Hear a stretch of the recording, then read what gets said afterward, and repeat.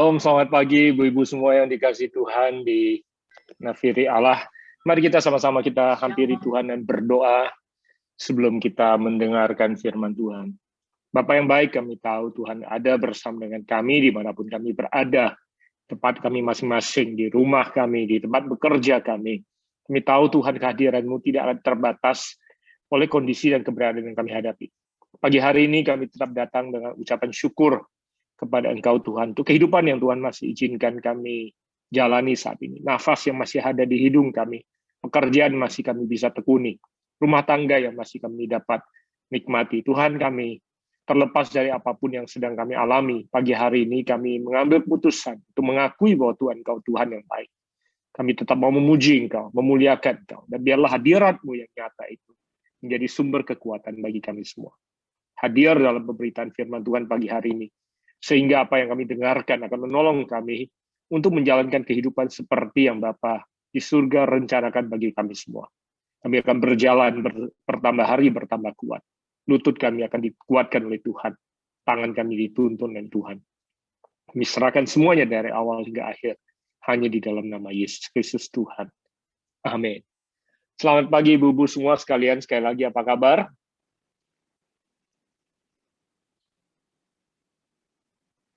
Saya senang sekali bisa bertemu dengan saudara pada pagi hari ini. Apakah suara saya bisa didengar dengan baik? Bisa? Semua dengan baik ya? Bisa. Baik. Baik. Tema yang sudah diberikan kepada saya pada pagi hari ini adalah tentang membangun dasar kerohanian yang kokoh. Bahasa Inggrisnya Building a Strong Spiritual Foundation. Dan sebagaimana tadi sudah diumumkan oleh MC, setelah ini akan ada waktu untuk tanya jawab. Karena kita punya waktu untuk tanya jawab, maka saya akan berusaha seringkas mungkin di dalam pemberitaan firman Tuhan, sehingga kita punya waktu yang cukup untuk saudara bisa bertanya jawab. Saya pikirkan akan lebih baik kalau saya ringkaskan penyampaian saya, dan sehingga saudara bisa bertanya, dan saya kira akan jauh lebih menjawab kebutuhan apabila ibu-ibu bertanya tepat seperti yang ibu-ibu butuhkan. Nah, dari judul yang kita miliki, ada 3 kata kunci yang saya ingin sampaikan kalau ibu-ibu mencatat. Karena judul kita adalah membangun dasar kerohanian yang kokoh, maka 3 kata dasar atau 3 kata kunci yang kita akan bahas. Yang pertama adalah foundation, dasar. Itu adalah kata kunci yang pertama, foundation. Kita akan bahas apa dasar yang kita perlu bangun. Kata kunci yang kedua adalah spiritual, rohani. Yang kita akan bangun dasar, tapi bukan sembarang dasar. Dasar yang apa yang kita akan bangun? Dasar yang manakah yang ibu dan saya butuhkan untuk menjalankan kehidupan, terutama di masa-masa sulit dan pandemi yang seperti ini. Jadi kita akan membangun dasar. Kedua, dasar yang mana? Karena banyak orang bilang dia membangun dasar, tapi setiap orang punya definisi yang berbeda-beda tentang dasar yang akan dia bangun. Jadi dasar yang mana? Yang ketiga, kata kunci yang ketiga adalah kata building. Nah, kata building adalah kata kerja, ya, kata kerja. Jadi kata kerja itu adalah sesuatu yang kita jalankan. Kata kerja bukan kata benda, atau building bukan kata benda yang dikasih. Ya, banyak orang Kristen tidak menyadari bahwa dalam kehidupan mereka sebagai kekristenan ada hal-hal yang harus dibangun.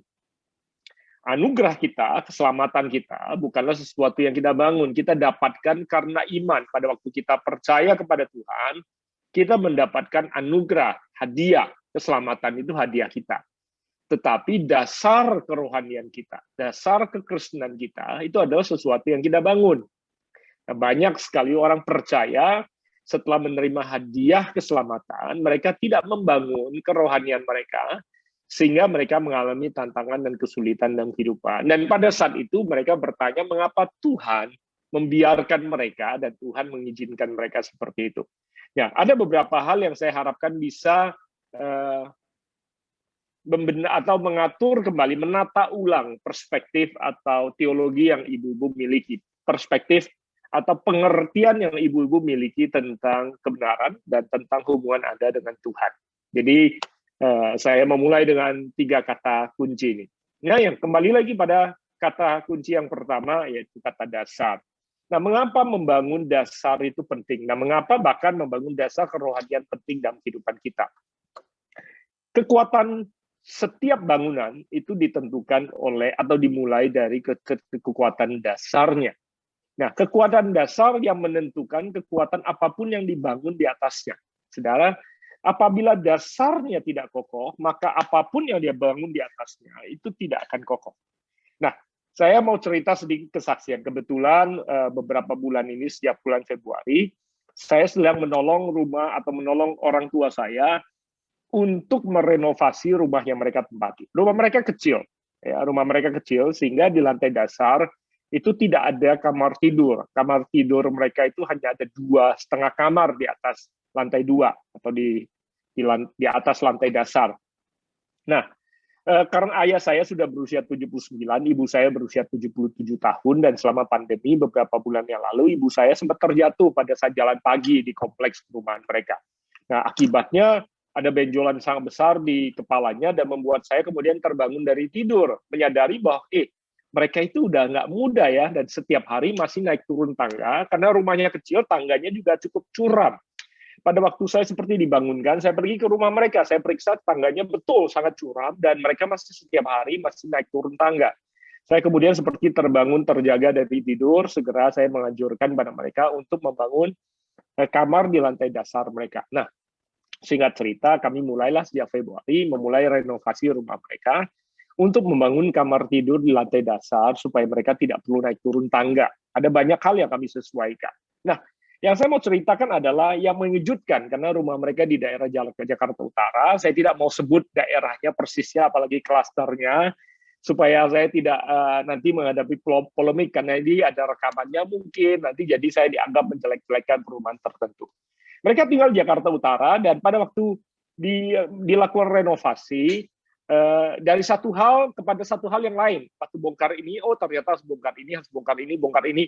Akibatnya, setelah saya kerjakan dari Februari sampai sekarang ini bulan Juni, kami masih belum sampai masuk ke dalam hal-hal yang detail interior. Karena singkat cerita, saya harus bongkar dasarnya, fondasinya. Karena waktu kami membongkar 1-2 hal, ditemukanlah bahwa dasarnya tidak kokoh, atau tanah yang ada di bawah dasar bangunan itu sudah tidak lagi pada tempatnya. Bahkan saluran airnya yang biasanya berada di atas tanah sudah patah, sudah bukan cuma patah, sudah hilang. Jadi rumahnya sebenarnya setengah mengapung di atas tanah yang ada. Jadi pada waktu saya temukan itu, ya saya latar belakang insinyur dengan kontraktor yang ada, dengan pemborong yang ada, kami kemudian menguras tenaga pemikiran bagaimana caranya untuk membangun dasar yang baru. Sepertinya bangunan di atasnya semua baik. Tapi yang kami khawatirkan adalah kalau ada gempa, ada goncangan, takutnya bangunan tersebut bisa ambruk sebenarnya. Bahkan kami lihat terpaksa akhirnya bongkar sampai ke atapnya, dan bagian atapnya yang kemudian bertumpu di atas tembok yang ada pun ada banyak sekali penunjang-penunjang dasar atau fondasi yang harusnya ada, tidak ada di situ. Saya berpikir bahwa bagaimanakah mungkin orang Indonesia membangun rumah seperti itu, dan karena semua tertutup dengan plafon, tertutup dengan tembok, tertutup dengan baik, tidak kelihatan bahwa ada cacatnya. Saudara, kekuatan sebuah bangunan hanya akan tahu pada saat tekanan datang, ya, diuji. Nah, itu sebabnya kekuatan daripada kehidupan kita sangat ditentukan oleh dasar yang kita bangun. Saya temukan bahwa ada banyak orang yang kelihatannya baik-baik saja kehidupannya, tetapi pada saat sesuatu terjadi, pada saat mereka kehilangan pekerjaankah, pada saat mereka kehilangan orang yang mereka cintaikah, pada saat ada sedikit tantangan datang, kemudian tiba-tiba bangunan itu ambruk, dan semua orang bertanya-tanya, kok bisa ya, kok selama ini baik-baik saja, kok tiba-tiba kehidupan orang ini sepertinya hilang, dihanyutkan oleh badai dan arus yang datang. Nah, mari kita masuk dalam firman Tuhan, karena yang kita pelajari adalah firman Tuhan. Saya ingin membaca dari Matius pasal yang ke-7, dari ayat ke-24 sampai 27, Yesus bercerita seperti ini tentang 2 macam dasar. Kalau ibu-ibu mau catat boleh, mau baca bersama dengan saya boleh. Dikatakan setiap orang yang mendengar perkataanku ini dan melakukannya, ia sama dengan orang yang bijaksana, yang mendirikan rumahnya di atas batu. Kemudian turunlah hujan, dan datanglah banjir. Lalu angin melanda rumah itu. Tetapi rumah itu tidak rubuh, sebab didirikan di atas batu. Tetapi setiap orang yang mendengar perkataanku ini dan tidak melakukannya, ia sama dengan orang yang bodoh, yang mendirikan rumahnya di atas pasir. Kemudian turunlah hujan dan datanglah banjir. Lalu angin melanda rumah itu sehingga rubuhlah rumah itu dan hebatlah kerusakannya. Nah, perhatikan apa yang Yesus katakan. Yesus katakan di sini ada dua orang yang membangun rumah mereka. Dua-duanya membangun, dan perhatikan, Yesus tidak mengatakan bahwa dia yang tidak melakukan firman-Ku, rumahnya tidak akan jadi. Yesus nggak pernah bilang. Tuhan nggak pernah mengatakan bahwa manusia yang tidak melakukan firman-Ku tidak akan berhasil hidupnya. Yesus nggak pernah lakukan itu. Yesus tidak pernah katakan itu. Kalau saudara perhatikan di sini, baik seseorang yang mendengar dan melakukan firman Tuhan, maupun seseorang yang mendengar dan tidak melakukan firman Tuhan, dua-dua rumahnya jadi. Dua-dua rumahnya jadi terbangun dengan baik dan bagus. Cuma bedanya adalah yang satu menghadapi hujan, banjir, dan badai, bertahan. Yang satu menghadapi hujan, banjir, dan badai, tidak bertahan. Perhatikan, dua-duanya diperhadapkan dengan keadaan yang sama. Kesimpulan yang pertama, saudara mau melakukan firman, saudara tidak melakukan firman, kita semua menghadapi kehidupan yang sama. Tuhan tidak berkata, kalau kamu lakukan firman, tidak akan menghadapi badai. Nggak ada itu. Ya, banyak orang Kristen bilang, aku udah melakukan firman Tuhan, kenapa menghadapi badai? Badai seringkali secara teologis ditafsirkan sebagai tantangan, kesulitan, masalah dalam hidup. Yesus nggak pernah bilang, anakku, kalau engkau melakukan firman-Ku, kamu akan luput dari badai. Cuaca hidupmu selalu langit yang biru, air yang tenang. Enggak. Yesus juga bilang, kamu akan melewati lembah kekelaman, tapi aku tidak akan pernah meninggalkan engkau. Amin. Yesus nggak pernah berjanji orang Kristen hidupnya tidak akan menghadapi badai, tidak akan menghadapi ombak yang datang. Akan menghadapi. Cuman Yesus berkata, apabila hidupmu dibangun di atas dasar yang kokoh, di atas batu karang, atas firman, maka engkau tidak akan menghadapi kehancuran atau kerusakan. Oleh sebab itu, kalau ibu-ibu berkata, kenapa saya udah ikut Tuhan masih tetap menghadapi kesusahan? Berarti ibu-ibu sedang dituntut untuk menjadi dewasa. Jangan jadi anak kecil yang mengambek walaupun sudah lama ikut Tuhan. Oke? Nah, demikian juga banyak orang yang berkata, kok ada orang yang nggak ikut Tuhan atau nggak taat sama Tuhan, kok hidupnya bisa berhasil? Ya bisa, karena Tuhan Yesus nggak pernah bilang, kalau dia tidak lakukan firman-Ku, rumahnya nggak jadi. Bisa aja jadi. Kok dia bisa rumahnya baik? Ya nggak apa-apa, nggak usah iri sama apa yang orang lain bangun. Juga nggak perlu syukuri bahwa tunggu aja, nanti tinggal badai datang juga dia hancur berantakan. Buat apa? Kan kita nggak perlu iri dengan apa yang orang lain jalani. Kita perlu perhatikan adalah hidup kita sendiri. Ya, jadi jangan iri, gandum jangan iri sama lalang. Ya, karena hujan yang Tuhan turunkan akan bikin lalang juga bertumbuh dengan subur. Kalau ibu-ibu tahu, ibu-ibu melakukan yang benar, itu gandum, ya tinggal tunggu nanti waktu panennya, maka Anda akan menghasilkan buah. Lalang sampai panen pun tidak akan berbuah apa-apa. Cuman lalang dan gandum itu wujudnya, bentuknya sama daunnya. Jadi banyak gandum yang seringkali iri sama lalang. Kok dia tambah subur sih? Udah nggak ikut Tuhan, nggak melakukan firman Tuhan, nggak pernah melakukan yang benar, sepertinya dia baik-baik saja. Ya tunggu aja, tunggu masa panennya. Dia tidak akan menghasilkan apa-apa, karena apa yang orang tabur, itulah yang dia tuai. Jadi nggak perlu syukuri. Aku syukurin deh, bentar lagi dia ngalamin badai, nanti biar hancur berantakan. Nggak usah. Karena penghakiman, penilaian, keadilan datang dari Tuhan. Ada amin? Amin ya ibu-ibu ya. Nah, jadi badai itu adalah ilustrasi atau analogi daripada tantangan yang kita hadapi dalam kehidupan. Tuhan nggak pernah berjanji orang percaya, orang yang melakukan firman Tuhan, anak-anak Tuhan yang taat, tidak akan pernah menghadapi badai. Tapi dia berjanji, aku akan menyertai engkau melewati badai. Dia tidak akan pernah meninggalkan kita. Dan setelah badai itu lewat, engkau tidak akan hancur berantakan. Nah, demikian juga dengan hujan. Hujan dan banjir itu adalah analogi dari berkat. Kita seringkali minta hujan daripada Tuhan.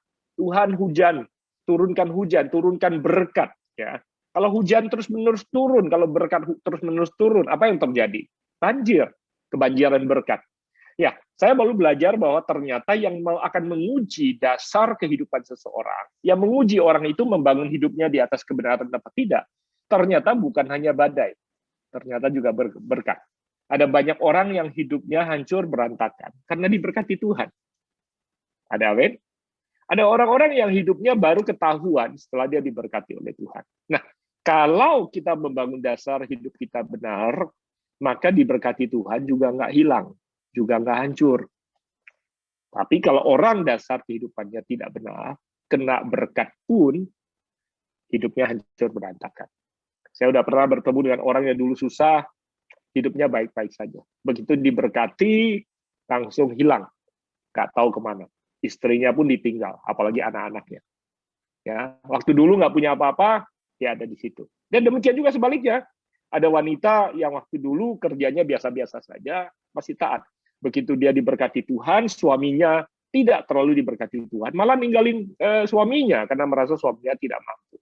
Saya ingatkan pada dia, dan saya ingatkan kepada ibu-ibu semua, setelah Anda diberkati oleh Tuhan di hadapan Tuhan, dua menjadi satu. Mau istri yang diberkati, mau suami yang diberkati, sebenarnya yang diberkati Tuhan itu adalah satu, dua yang sudah menjadi satu. Banyak istri berkata, ya harusnya suamiku mendapatkan penghasilan lebih besar, kenapa saya yang bekerja terus? Saya berkata, kamu tidak pernah menyadari bahwa kalau kamu diberkati Tuhan melalui pekerjaanmu, itu adalah berkat Tuhan buat kalian berdua juga. Jadi ada banyak orang yang hilang karena berkat juga dalam kehidupan mereka. Jadi berkat dan badai atau hujan dan badai datang bukan untuk menghancurkan kita. Hujan dan badai itu hanya datang untuk menunjukkan hidup orang itu seperti apa.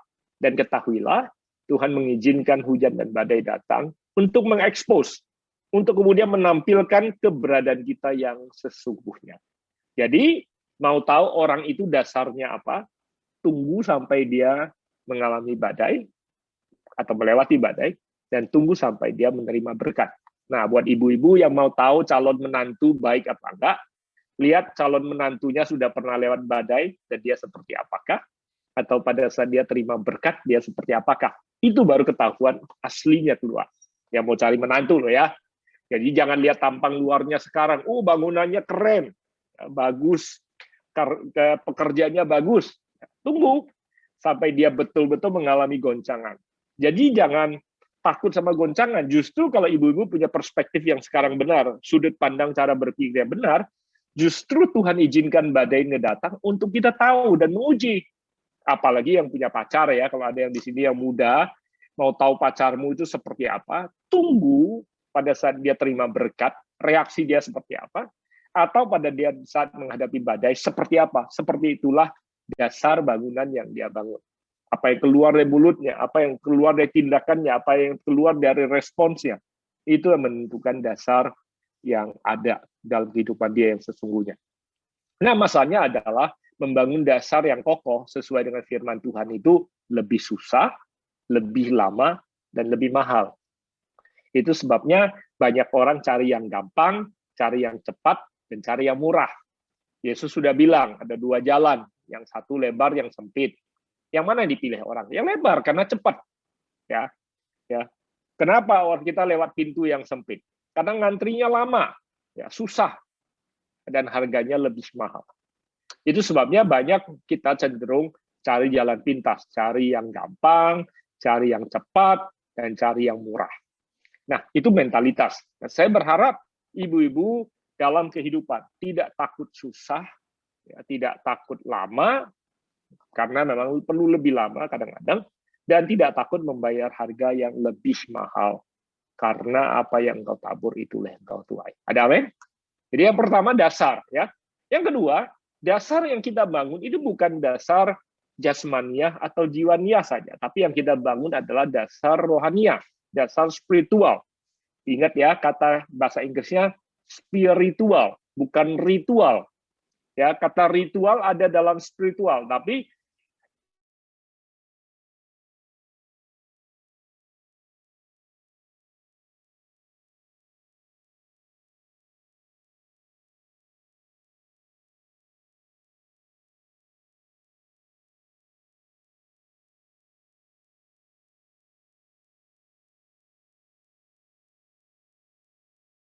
kita beribadah. Mengapa kita melayani? Mengapa kita memberikan persembahan? Dan itu harus datang dari hubungan yang sangat intim antara kita dengan Tuhan, yaitu hubungan pribadi antara kita dengan Tuhan. Ada banyak orang melakukannya sebagai ritual. Saya baru saja bertemu dengan seseorang yang punya latar belakang tabur tuai dari agama dia yang lama. Dia berkata, udah kalau gitu saya tabur baik deh, saya lakukan yang baik. Aku sumbang gereja, aku bantu orang miskin, ya aku juga ikut kebaktian deh. Dia melakukannya itu semua sebagai perbuatan untuk menebus sisi jeleknya, kejahatan, kesalahan yang dia lakukan. Ya, dia berusaha menabur perbuatan itu menuai perbuatan. Saudara, ketahuilah kekristenan bukan seperti itu. Kekristenan adalah pertukaran kehidupan. Kita kasih hidup kita yang lama sama Tuhan. Dan kemudian kita menghidupi kehidupan yang baru. Kelahiran yang baru. Kita tidak sedang memperbaiki manusia lama kita yang rusak. Kita sedang menerima kehidupan yang baru. Kelahiran yang baru. Makanya kehidupan rohani kita ini adalah kelahiran yang baru. Kita bayi yang baru. Nah, seperti bayi yang baru yang lahir, punya hubungan yang baru dengan Tuhan, kita sedang membangun manusia rohani kita, membangun sisi yang baru kita bersama dengan Tuhan. Kita lahir baru. Ya, secara jasmani kita mungkin sudah manusia yang dewasa. Contoh, saya kutip apa yang dicatat, saya nggak akan baca, saya cuma ceritakan saja. Di Yohanes pasal ketiga, Yesus pernah bicara kepada seorang yang bernama Nikodemus. Nggak perlu dibuka, saya ceritakan saja. Nikodemus bilang sama Yesus, bagaimana caranya saya bisa melihat kerajaan surga? Yesus bilang, kamu harus dilahirkan kembali. Sebab kalau kamu tidak dilahirkan kembali, kamu tidak bisa lihat apa yang aku lihat. Dengan kata lain, Yesus berkata, aku berada di dimensi yang kamu tidak bisa lihat. Kamu ada di sana, di dimensi jasmani. Kamu harus lahir di sini secara rohani. Sama seperti kita nggak bisa lihat wifi, kita tidak bisa lihat internet. Kalau kita tidak masuk ke dalam dimensi yang tidak kelihatan ini, maka kita tidak tahu bahwa ada dunia yang lain di dalam alam yang tidak kelihatan, yang disebut sebagai dunia maya. Ya. Coba saudara bayangkan, ceritakan pada seseorang yang masih hidup di tahun 70-an dan 80-an. Ya, dia masih berpikir seperti tahun 70-an, 80-an. Saudara yang cerita kepada dia tentang dunia maya yang tidak pernah kelihatan. Bahwa Anda bisa beli tiket, bisa lakukan apa saja, bisa pesan semua di dunia yang tidak kelihatan. Ya. Zaman 60-an, 70-an, bahkan semuanya harus didatangi secara pribadi. Beli tiket, mesti ke travel. Ya toh? Ngurus semua, mesti datang sendiri. Di tahun 2020, tidak ada satu hal pun lagi yang kita lakukan di dalam dunia nyata, kecuali kita lakukan di dalam dunia maya. Ya. Tinggal kita lakukan itu semua di dunia yang tidak kelihatan. Nah, oleh sebab itu, waktu Nikodemus datang sama Yesus, dia bilang, aku mau lihat kerajaan surga. Yesus bilang, kamu nggak akan bisa lihat kecuali kamu login ke sini. Kamu masuk ke dalam dimensi, kamu harus lahir kembali, lahir baru. Lahir baru itu seperti kita login ke internet, ke wifi, Ibu Bapak. Ada passwordnya. Makanya ibu-ibu aja sekarang mau umur berapapun, ya, mama saya 77 pun pergi ke restoran, sekarang dia pertama begitu duduk, sekarang udah pandemi jarang pergi. Kalau dulu pergi duduk langsung minta sama pelayannya, Mbak, minta password. Mama saya umur 77 pun bisa minta password.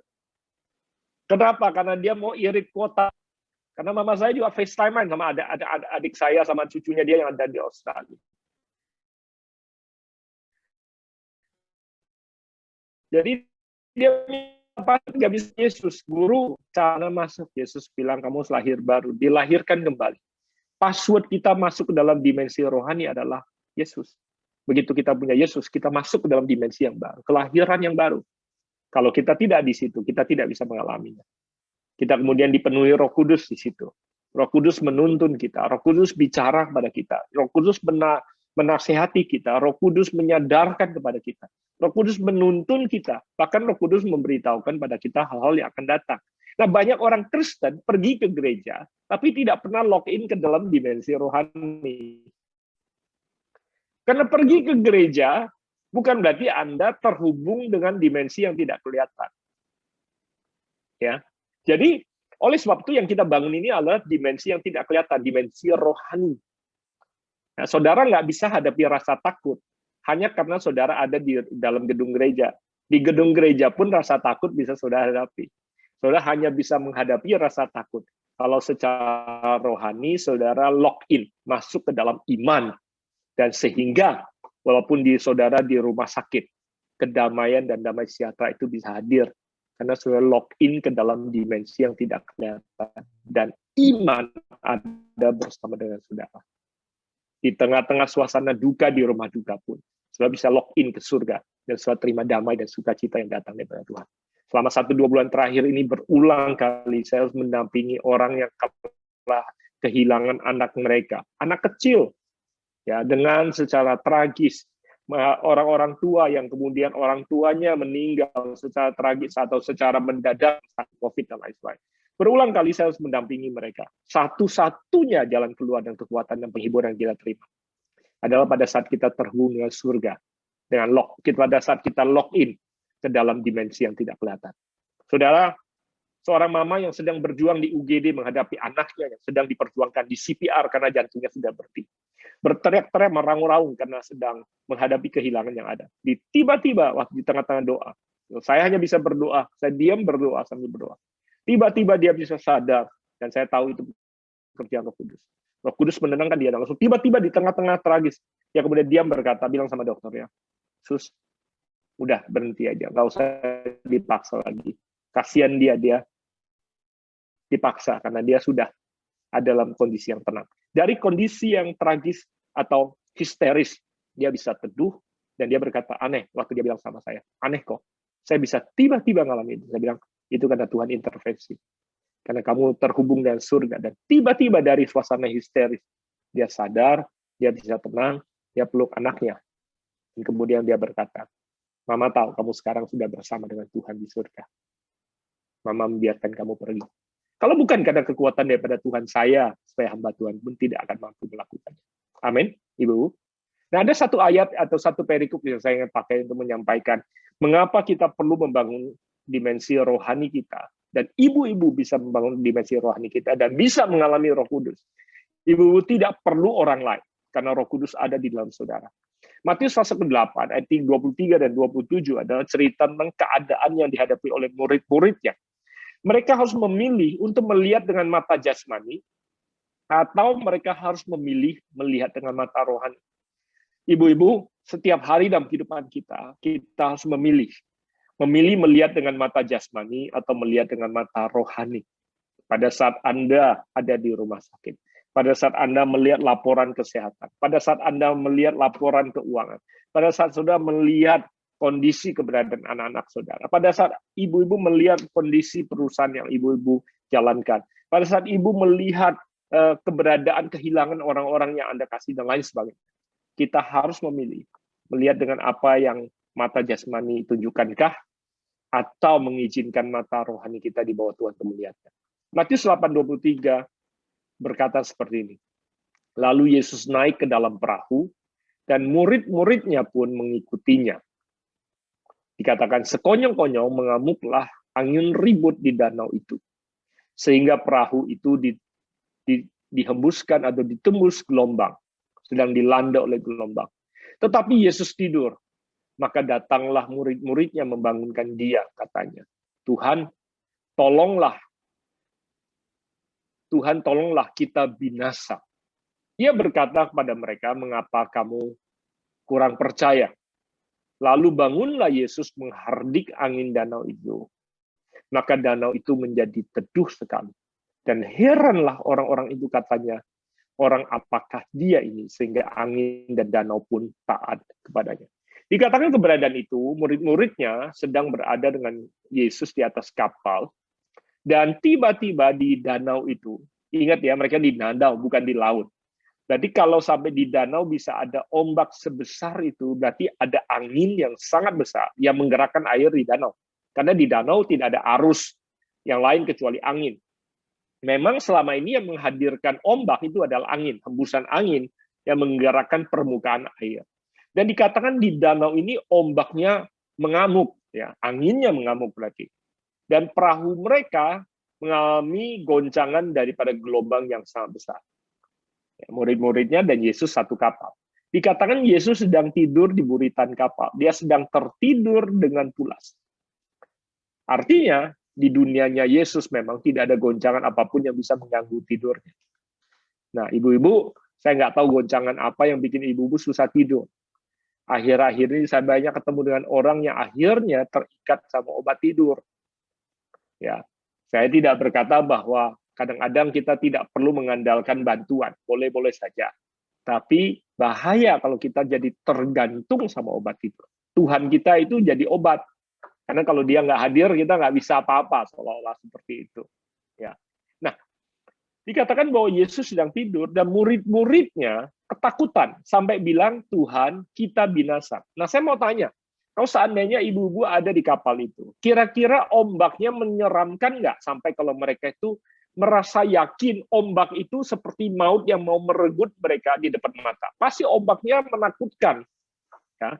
Kalau ombaknya nggak menakutkan, nggak mungkin mereka pikir mereka udah mau mati. Bahkan mereka percaya mereka mau mati.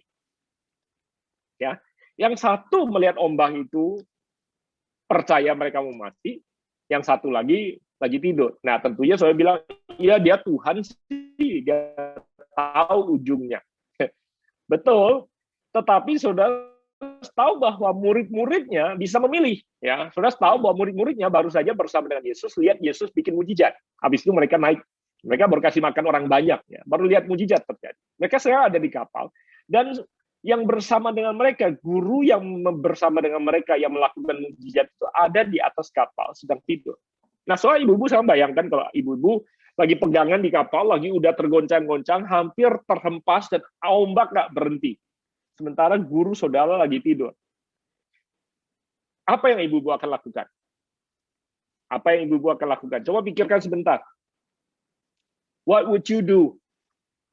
Ibu-ibu akan teriak, bangunkan Yesus. Guru, kamu nggak peduli, kami udah mau mati, kamu masih bisa tiduran aja, tenang-tenang aja. Nggak peduli, kami ini mau mati. Atau ibu-ibu akan bilang ini, betul, ini ombaknya besar nih. Gila ini ombaknya, aduh, mau muntah ini kita. Dan udah maut di depan mata. Ibu-ibu bisa memilih lihat ombak, atau ibu-ibu bisa memilih mata ibu-ibu diarahkan kepada Yesus yang lagi tidur.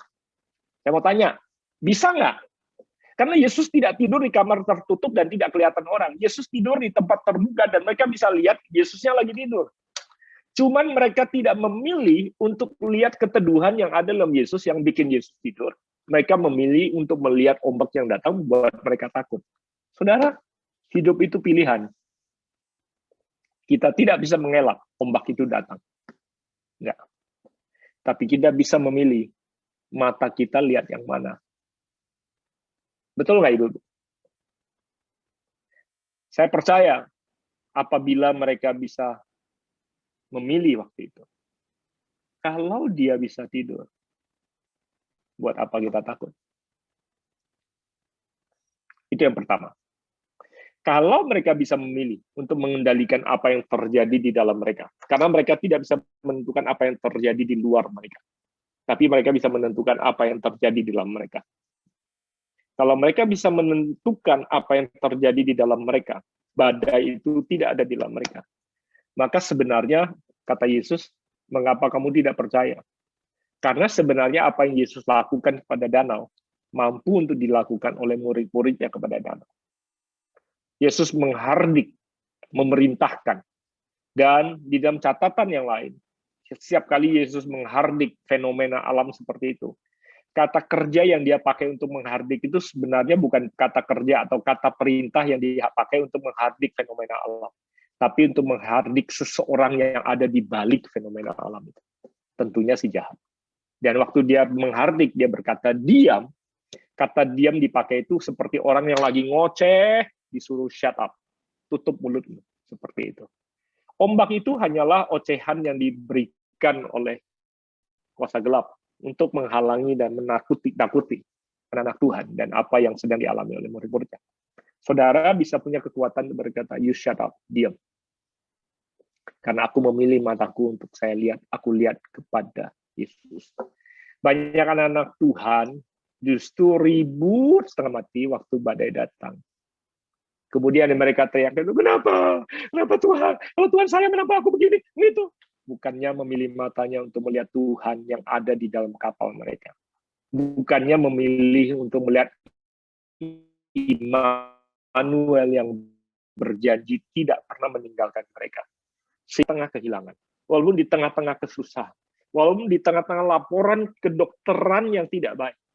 Kau berkata, teduhlah jiwaku, karena aku tahu Immanuel ada bersama denganku.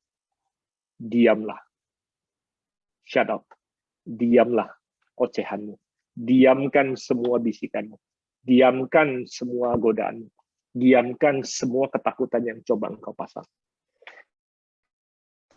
Saudara, seorang teman kami, teman saya dan istri saya, yang secara medis sudah sepertinya tidak ada harapan. Dia sudah 3 tahun yang lalu ketahuan punya kanker pankreas, orang wanita. Kanker pankreas itu biasanya orang nggak hidup lebih lama dari 3 bulan. Dia sudah hidup 3 tahun kemudian, dia 3 tahun lebih. Puji Tuhannya, dia punya asuransi yang bisa berlaku di Singapura, dan dia diobati di Singapura.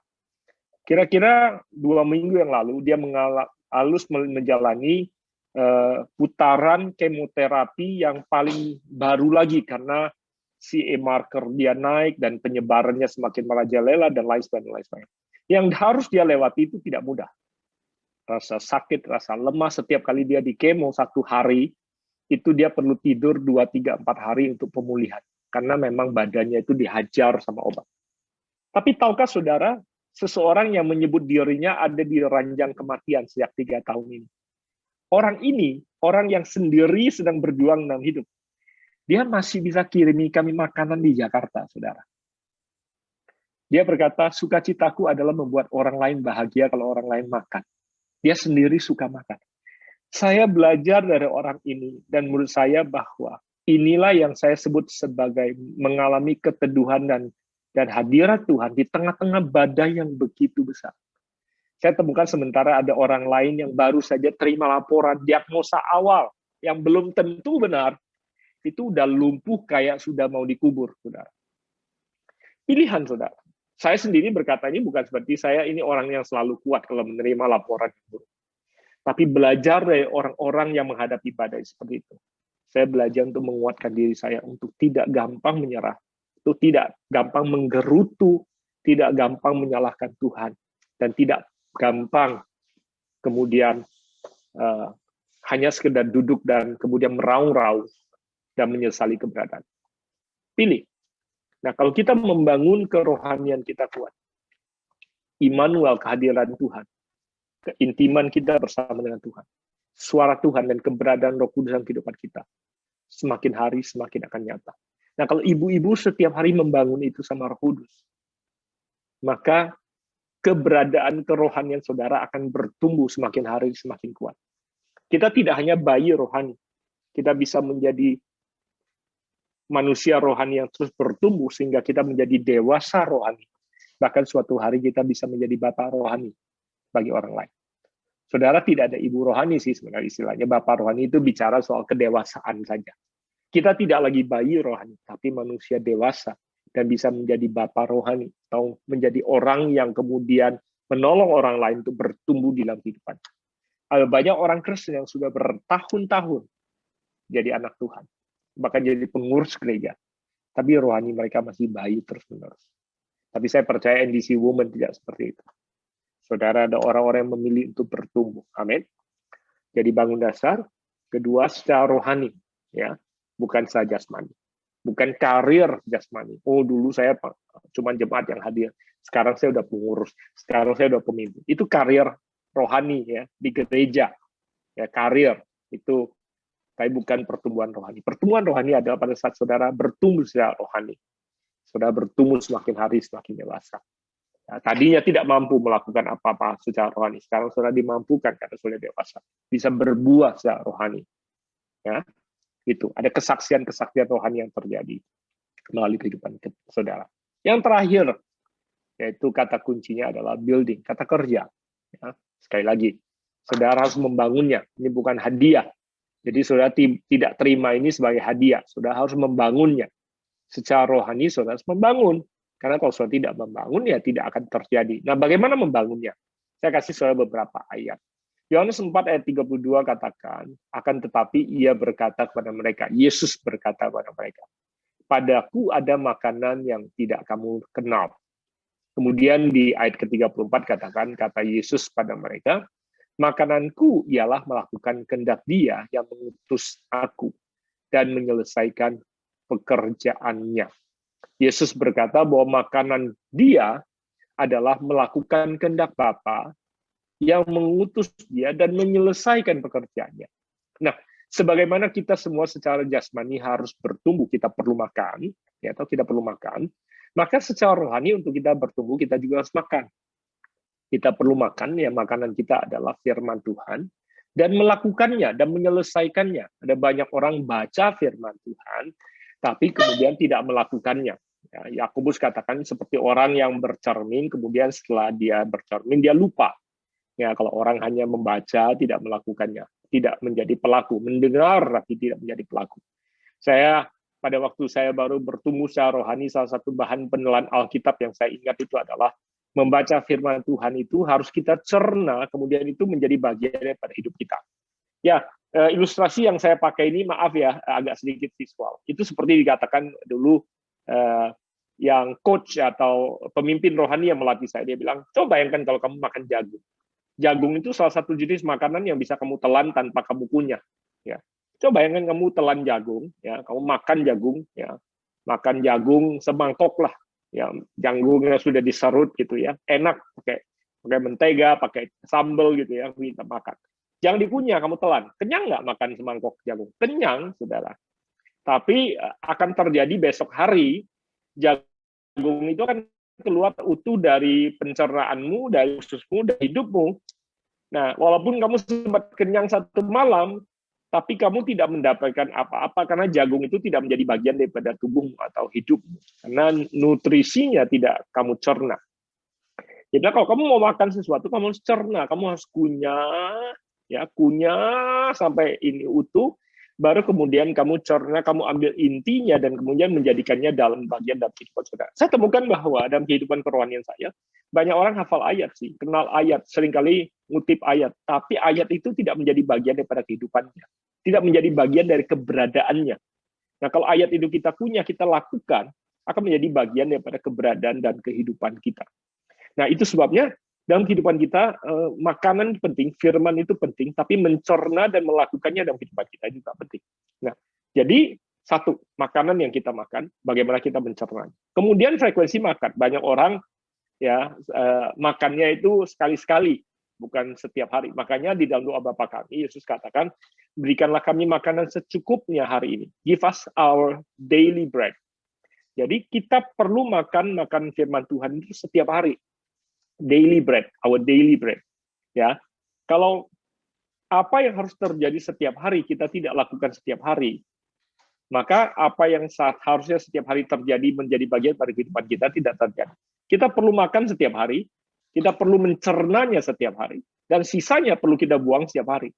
Nah, kalau apa yang terjadi setiap hari tidak terjadi, maka masalah mulai muncul. Coba kalau ibu-ibu tidak makan setiap hari dan tidak membuang sampah dari tubuh saudara setiap hari, sakit mulai datang. So what has to take place daily, has to take place daily. Cuma nggak spektakuler.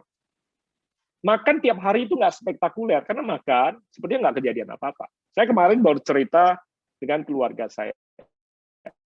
Saya minta mereka minum suplemen dalam konteks yang kadang-kadang mahal ya, terus ini mahal banget gitu ya, minyak tertentu atau obat tertentu atau vitamin tertentu, habis minum kok nggak kerasa apa-apa, terutama buat mama saya dia tanya, ini minum nggak kerasa apa-apa, ya namanya suplemen yang minum nggak kerasa apa-apa, tapi kalau udah setahun nggak minum baru kerasa apa-apa, atau udah 2 tahun minum baru kerasa apa-apa. Ibu-ibu minum vitamin D emang habis minum 2 butir gitu ya, walaupun 5.000 IU, emang langsung kerasa tulangnya kuat? Kan enggak. Ya, udah minum, dijemur tiap hari pun belum kerasa tulangnya langsung kuat. Tapi kalau dilakukan 5 tahun, sama orang yang 5 tahun nggak lakukan, beda pasti hasilnya. Ya. Jadi what has to take place daily, has to take place daily. Cuma orang Kristen gitu, banyak yang pengennya sesuatu yang spektakuler, minum 1 pil, makan 1 sendok, langsung kelihatan hasilnya. Gitu. Baca 1 ayat, ya, puasa 1 hari, ya, doa 1 kali langsung pengen tokcer ada hasilnya, gitu. It's a lifestyle. Makan dengan teratur. Ya. Secara matematika, memang 3 kali 1, ya, 3 kali makan 1 piring, sama dengan 1 kali makan 3 piring. Secara matematika loh ya, jumlahnya sama. 3 kali 1 sama dengan 1 kali 3. Tapi secara kesehatan itu beda. Makan 3 kali 1 piring itu jauh lebih sehat daripada sekali makan 3 piring. Beda. Ya, apalagi 7 kali 1, 7 hari sekali baru makan. Ya, banyak orang gitu ke gereja seminggu sekali, langsung dia borong 7 hari punya kebutuhan dia makan. Kalau begitu harusnya Yesus ngajarnya tidak give us today our daily bread, give us today our monthly bread. Ya, lebih baik lagi give us today our yearly bread. Kali aja makan setahun, nggak usah makan lagi. Makanya Tuhan Yesus minta kita mengunyah, makan, mencerna setiap hari. Kalaupun itu cuma satu ayat itu dikunyah, dicerna, dilakukan dalam kehidupan, dipraktekkan dalam kehidupan setiap hari. Maka ibu-ibu akan menemukan bahwa kerohanian ibu-ibu pasti bertumbuh. Ya, karena makannya sehat. Matius 7:21 Yesus bilang bukan setiap orang yang berseru kepada Tuhan yang akan masuk dalam kerajaan surga. Melainkan dia yang apa? Melakukan kehendak Bapakku yang di surga. Jadi pada saat kita melakukan ini, kita sedang membangun kerohanian kita. Nggak spektakuler memang. Bukan tiba-tiba puasa 7 hari. Saya selalu menganjurkan kalau ibu-ibu mau berpuasa. Berpuasa lebih lama tapi lebih ringan. Misalnya saya pernah ngajar, daripada puasa full 3 kali nggak makan, 2 hari terus, atau 3 hari. Hari keempat langsung bales makannya gila-gilaan. Gak sehat. Mendingan daripada begitu, mendingan puasa 7 hari. Tapi cuma skip makan 1 kali. Kan 1 hari makan 3 kali. Skip yang paling 1 kali aja yang nggak makan. Nah, pilih yang paling berat. Yang mana? Ada orang paling berat kalau nggak makan pagi. Ada orang paling berat nggak makan siang. Ada orang paling berat nggak makan malam. Nah, saya paling berat nggak makan malam. Nah, kalau saya puasa makan malam saja, itu sakaunya minta ampun. Jam 7, jam 8, jam 9, jam 10, jam 11, nggak bisa tidur tuh. Tapi kalau saya nggak makan pagi, sampai jam 4 sore pun nggak rasa puasa. Nah, itu namanya cheating. Kalau saya bilang, udah saya puasa sekali tapi nggak makan pagi. Itu cuma nunda makan. Itu badan kita nggak ngalamin apa-apa, apalagi rohani kita. Ya, mendingan saya puasa makan malam sekali, tapi kalau 7 hari, secara rohani saya akan ada pengendalian diri, penguasaan diri. Karena jam 7, jam 8, jam 9 tuh berjuang. Nah, disitulah terbentuk manusia rohani. Tapi 7 hari. Jangan 2 hari tahan, terus balas dendam makannya. Nggak ada kejadian, nggak akan terbentuk apa-apa. Yang kita ingin bangun adalah manusia rohani. Makanya nggak ada orang yang bangun ototnya ke gym sebulan sekali. Langsung dihajar sebulan. Sakit semua badannya, rusak malah badannya. Tapi seminggu 2-3 kali. Ringan aja, tapi rutin. Membangun jasmani saja begitu, apalagi membangun secara rohani.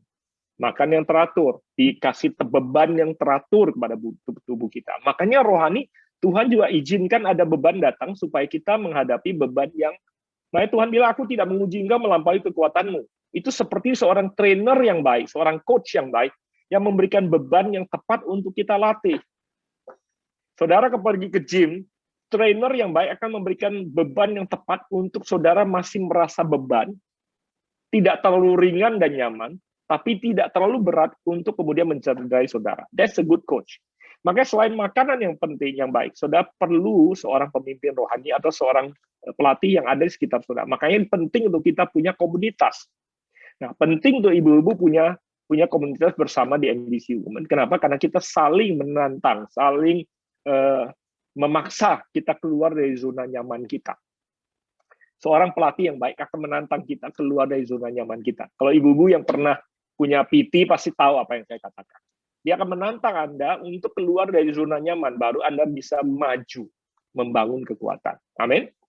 Ayat penutup, ya. Jadi selain makanan, selain saudara perlu pelatih, saudara perlu komunitas, ya. Saudara perlu lingkungan yang sehat untuk menolong saudara untuk bertumbuh. Ya, kata kerjanya kan adalah membangun. Untuk membangun saudara perlu komunitas. Ayat penutup, Kisah 2 ayat 42. Mereka bertekun dalam pengajaran rasul-rasul dalam persekutuan, dan mereka selalu berkumpul untuk memecahkan roti dan berdoa. Makanya persekutuan penting. Saya tidak berkata tadi ritual nggak penting, cuman ritual saja nggak cukup. Kita perlu persekutuan, kita perlu ibadah, kita perlu pelayanan. Tetapi ini semua harus ada pada porsi dan tempat yang tepat.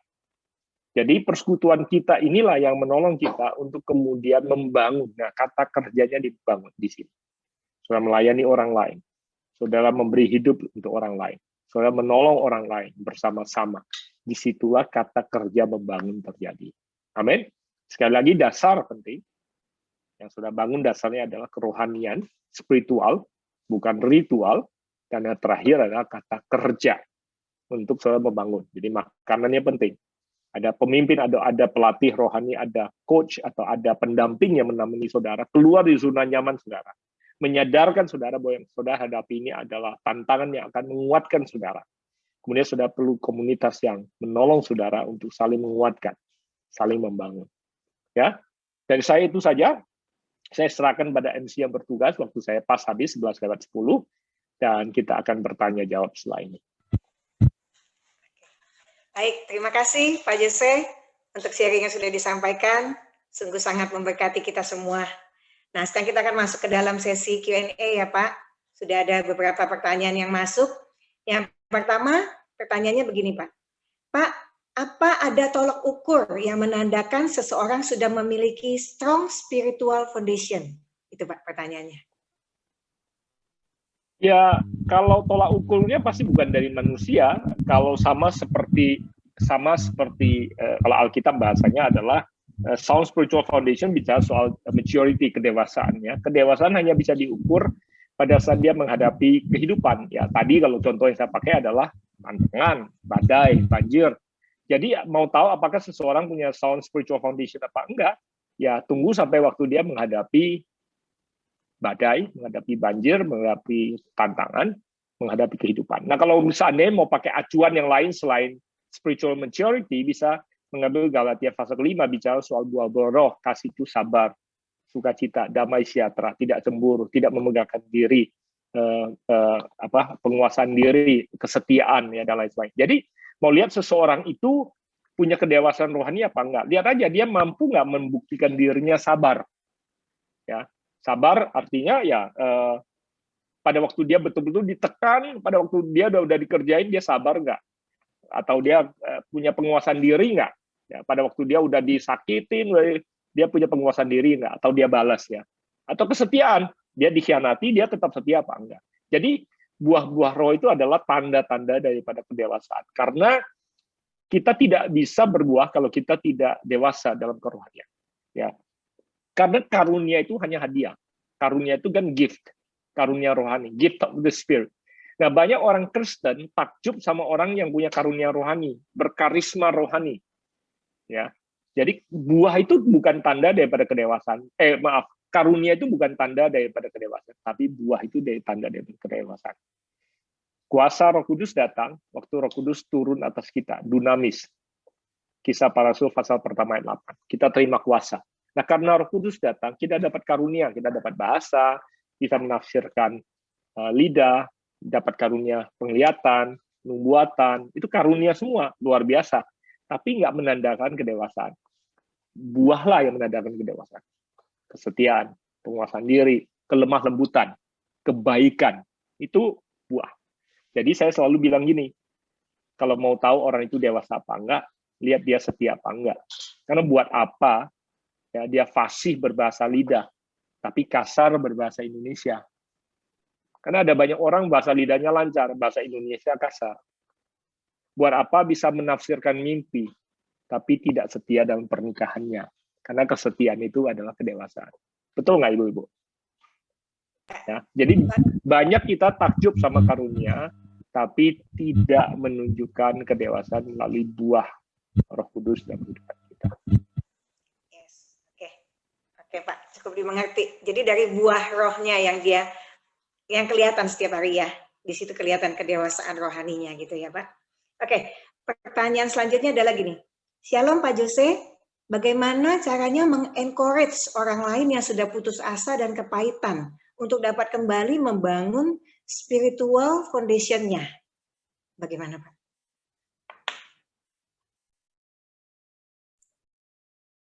Suaranya Pak. Masih di mute Pak. Oh maaf.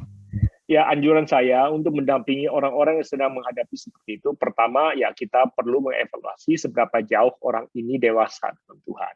Ya, kalau dia dewasa, pasti tinggal tunggu waktu, dia pasti akan kembali pada kesadarannya karena dia sudah pernah mengalami Tuhan dalam kehidupan dia. Dia hanya perlu didampingi, ya. Kalau dia dewasa. Tapi kalau dia masih kekanak-kanakan, ya tentunya histerisnya dia perlu beberapa langkah, betul kan? Tapi tetap langkah pertama adalah mendampingi dia, menunjukkan pada dia bahwa kamu tidak sendiri dan kami peduli atau kita peduli sama kamu. Nah, ada saatnya mendampingi orang seperti ini lebih baik kita cuma diam, ada di situ terus daripada terus diomongin. Karena dia belum bisa siap mendengar dan menerima apa yang kita katakan. Keberadaan kita menunjukkan bahwa kita ada di situ, mendampingi dia, mewakili Tuhan. Kasih yang akan melembutkan, kasih yang menyadarkan. Jadi pendampingan. Cuman ini tahap awal pada saat dia sedang mengalami badai dan kesulitan. Ya, kalau kembali pada ilustrasi kapal. Soalnya bayangkan kalau Anda, ibu-ibu, ada di situ mendampingi muridnya.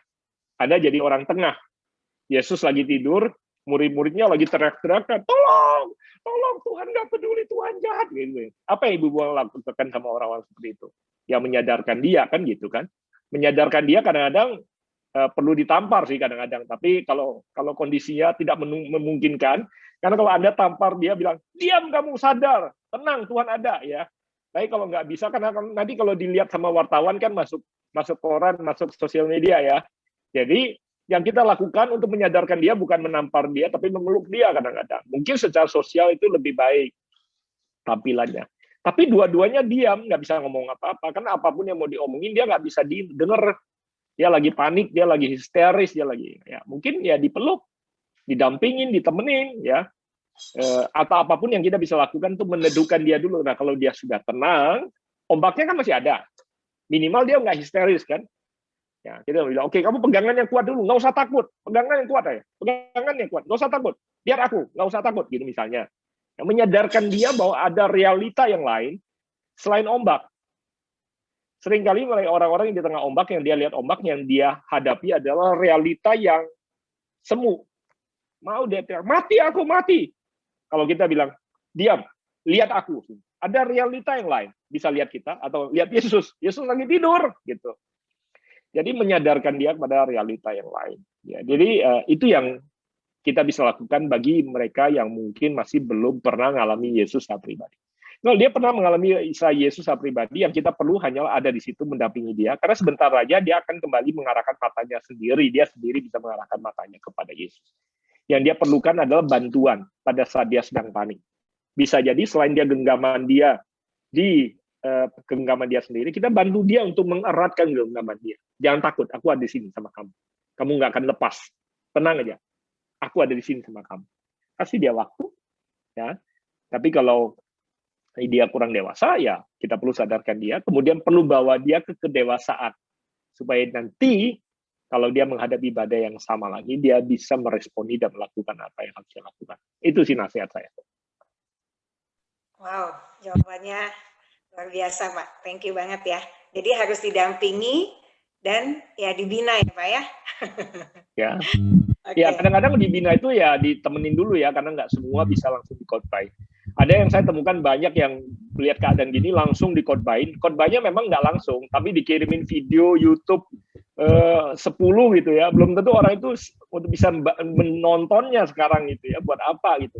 Mungkin lebih baik kirim makanan, dampingin atau apa, daripada kirimin catatan khotbah setumpuk dan ya dikhotbahin, diocehin. Saya rasa kadang-kadang kurang efektif. Bukan nggak efektif, cuman timingnya tidak tepat. Nanti kalau dia udah teduh, dia bilang, bantuin aku dong. Nah, mungkin nih kalau sekarang kamu lagi teduh nih, coba deh dengerin ini satu, besok dengerin ini, coba.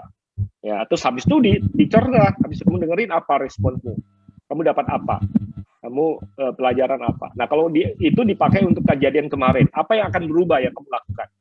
Kalau kemarin kamu begini, kalau sekarang setelah kamu tahu ini, apa yang kamu kan lakukan berbeda. Kalau enggak, nanti kejadian berulang, dia ulangi lagi kesalahan yang sama. Yes, betul. Jadi tunjukkan empati dulu gitu ya, Pak ya. Kirimin makanan. ya. Mati dulu Ya kita ada di situ, tapi kejadian itu harus diulang. Nah kemarin kan kamu begini. Nah kenapa kamu begitu? Nah seandainya kamu sekarang tahu firman Tuhan, apa yang kamu lakukan akan berbeda. Oke, thank you, Pak. Gitu. Ini ada pertanyaan lagi, Pak. Yang masuk. Wah ini kayaknya curhat, tapi mirip-mirip sama yang kedua. Tapi harus saya bacakan ya, Pak. Baik. Oleh karena beberapa masalah dan juga ada gesekan dalam pelayanan, rasanya spiritual foundation saya sudah tergerus. Kalau kayak bangunan itu udah retak tuh ya, Pak. Bagaimana ya cara saya menyikapinya? Ya, kalau Anda biarkan itu retak, ya nanti bangunannya ambruk. Ya, diperbaiki apa yang retak. Sama seperti rumah orang tua saya perbaiki dasarnya. Saya nggak bangun atasnya cepat-cepat. Orang tua saya sempat bilang, ini kok lama banget ya, rumahnya nggak maju-maju. Saya kasih tahu, Pak, karena yang dibangun sekarang di bawah, nggak kelihatan. Tapi kalau mau cepat, temboknya semua di atas, semua udah di semen, cepat sepertinya majunya, tapi nanti bisa ambruk. Ya, jadi buat seseorang ini yang tergerus fondasi dasar bangunannya, udah pahit, mungkin udah dan lain sebagainya, cepat-cepat dibersihin dasar bangunannya. Jangan biarkan di dalam dasar kerohaniannya ada tulang belulang, ada hal-hal yang sudah rapuh dan lain sebagainya. Mendingan dibereskan dan dibangun secepatnya dasar itu. Memang nggak mudah dan nggak bisa cepat dan harganya nggak murah, tapi lebih baik susah dan dikerjakan dan bayar harga daripada nanti bangunannya seolah-olah bagus, hancur, berantakan. Oke, Pak. Jadi jangan kesannya kelihatannya bagus, ternyata dalamnya keropos. Ya. Atau ambruk. Ya, betul. Ya, thank you, Pak. Ini ada pertanyaan terakhir. Baik. Ada lagi satu pertanyaan terakhir, Pak. Saat keadaan kita aman, kita merasa fondasi kita kuat. Tapi kan itu belum teruji. Saat mengalami masalah akan tetap kuat. Bagaimana kita bisa tahu? Kalau tadi saya dengar tadi Bapak bilang tunggu gitu ya, tunggu sampai ini. Nah, kalau ini ya sebaiknya kalau sama seperti rumah ya, bukan berarti fondasi itu nggak bisa digali kan. Fondasi kan bisa dilihat gitu ya, dasar kehidupan kita masing-masing itu bisa dilihat ya. Jadi nggak perlu tunggu sampai udah retak gitu. Jadi saya rasa kalau kita mau jujur, masing-masing kita ini bisa menguji seberapa jauh dasar daripada kerohanian kita, dasar kita ini masih kokoh. Kita tahu kok apakah kita ini masih in tune dengan, karena tadi kan bilang dasar dia adalah melakukan firman Tuhan. Sebenarnya kita ini seberapa jauh masih melakukan apa yang firman Tuhan katakan. Seberapa jauh hubungan sama kita sama Tuhan setiap hari itu masih intim. Karena hubungan kita sama Tuhan itu kan seperti mempelai laki-laki sama mempelai perempuan ya. Masa ada suami yang bilang sama saya nggak tahu loh saya sama istri saya masih dekat apa enggak. Atau istri saya bilang, saya nggak tahu sebenarnya saya dekat sama suami saya itu sebenarnya masih dekat apa enggak gitu ya. Karena dasar itu bicara soal hubungan, melakukan firman apa enggak. Jadi kedekatan kita sama Tuhan, dan ini nggak agamawi. Kan kita nggak bilang, oh saya udah lama nggak tulis surat sama istri saya. Nggak ada urusan seperti itu. Karena yang hubungan itu adalah keintiman, yada dalam Alkitab. Ya, yada. Kejadian pasal keempat dikatakan Adam yada sama Hawa, kemudian Hawa hamil. Amsal 3, 5, dan 6 dikatakan, akuilah dia dalam segala lakumu, maka dia akan meluruskan jalanmu. Akui Tuhan di situ, itu bicara soal yada. Kalau engkau yada dengan Tuhan dalam segala lakumu, maka jalanmu akan lurus. Nah, mengakui Tuhan di situ itu bukan seeing, acknowledging, atau lihat dan mengakui, bukan. Yada itu ya bicara soal dua, intim. Ya, banyak orang itu nggak yada sama Tuhan, itu kayak suami dan istri, atau laki-laki dan perempuan cuma tulis surat. I miss you, I love you, I wish you are here. Surat itu nggak bisa bikin hamil. Betul kan?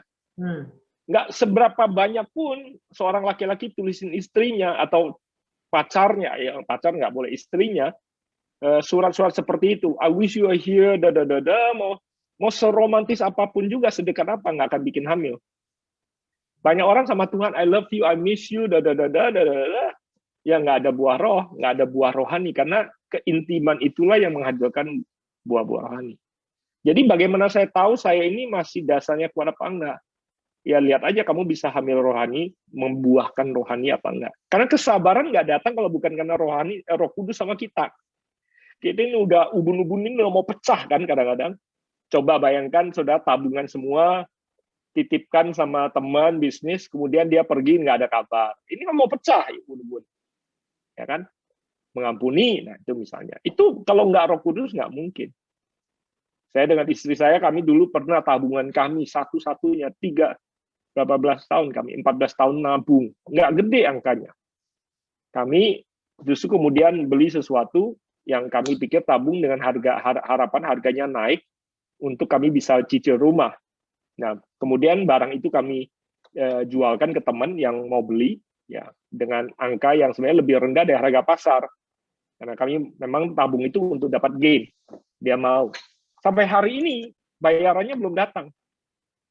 Anak Tuhan, orang Kristen, ya, belum datang sampai hari ini.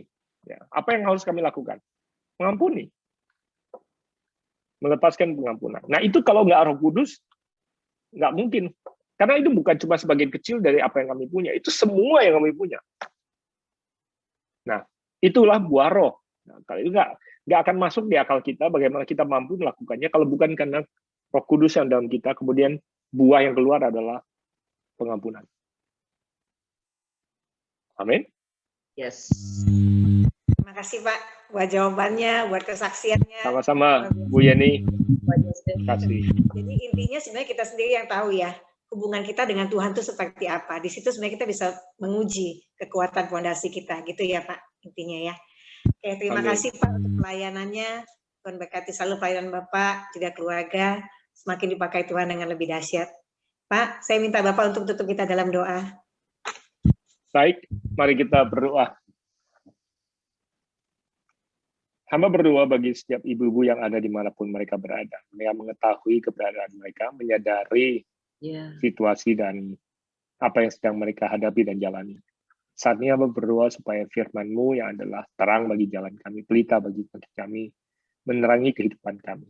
Tidak ada seorang pun di antara kami yang lebih baik daripada yang lain. Kami semua perlu Engkau, Roh Kudus, dalam kehidupan kami. Hamba berdoa pagi hari ini, ibadah ini bukannya sekedar pelajaran yang kami terima, tapi biarlah menjadi pengalaman kami bersama dengan Tuhan. Mari ibu-ibu pejamkan mata ibu-ibu sebentar dimanapun kau berada saat ini. Hamba berdoa supaya Roh Kudus saat ini ada menjamah ibu-ibu dimanapun kau berada. Saat ini biarlah Roh Kudus yang menjamah, yang kau punya pengalaman pribadi. Izinkan engkau tahu bahwa dia ada bersama dengan engkau, dan dia siap menolong dan menuntun kau. Dia Immanuel, dan tidak pernah meninggalkan kau. Aku minta saat ini Roh Kudus engkau menggenggam tangan setiap kami. Aku minta, percaya genggaman-Mu tidak akan pernah lepas. Amin. Mereka akan terus berjalan semakin hari semakin kuat. Bertumbuh semakin hari semakin dewasa. Dan kami percaya kedewasaan akan ada dalam kehidupan mereka. Dalam menghadapi badai mereka tidak takut. Dalam menerima berkat pun hidup mereka tidak akan hancur. Hamba lepaskan berkat, anugerah, penyertaan daripada Tuhan. Mampukan mereka untuk melihat Tuhan yang ada di kapal perahu kehidupan mereka yang sedang tertidur dan tidak takut kepada badai yang datang. Karena mereka tahu badai ini akan menunjukkan dasar apa yang ada di dalam hidup mereka. Bahkan pada saat iman itu muncul, sekecil apapun iman dan pengharapan yang mereka miliki, mereka memakai otoritas itu untuk berkata kepada badai yang ada, diamlah, tenanglah, jadilah tenang di dalam nama Yesus. Pada saat ini, apabila ada di antara mereka yang perlu berkata-kata pada badai kehidupan mereka, badai keuangan, badai kesehatan, badai kehilangan, badai kesedihan, badai ketakutan, badai apapun yang sedang mereka hadapi saat ini, aku berdoa supaya iman bangkit dari dalam hati mereka. Kalau ibu-ibu rasakan ada iman saat ini, masing-masing mulai berkata pada badaimu, diamlah, jadilah terang. Diamlah, jadilah tenang. Kalau itu ketakutan, bilang diamlah, jadilah tenang. Jangan izinkan bisikan itu muncul di pikiranmu, serahkanlah kekhawatiran dan ketakutanmu pada Tuhan. Kalau itu badai kekhawatiran karena keuangan, kau berkata diamlah, jadilah tenang. Apapun juga badai yang kau hadapi saat ini, Biarkan iman itu muncul, sekecil biji sesawi pun cukup untuk kau berkata pada gunung ini untuk beranjak. Gunung itu harus pindah di dalam nama Yesus. Aku ucapkan kesehatan, aku ucapkan kesembuhan, aku ucapkan pemulihan, aku ucapkan anugerah, aku ucapkan damai sejahtera, dan terlebih dari semua, kami melepaskan sukacita di hati mereka, sehingga mereka saat ini bisa tersenyum dan tertawa bahkan di tengah-tengah badai dari kehidupan mereka. Aku lepaskan itu hari ini secara adikodrati dan supranatural atas setiap wanita yang berkumpul pagi hari ini. Dan terimalah itu hanya di dalam satu nama, yaitu Yesus yang tinggal dan diam di dalam setiap ibu-ibu yang bernama Roh Kudus. Terimalah ini, meteraikan ini hanya di dalam Yesus Kristus Tuhan. Mujizat akan terjadi menggenapi apa yang Tuhan janjikan hari ini. Untuk kemuliaan nama Tuhan. Di dalam nama Yesus. Amin. Tuhan Yesus memberkati.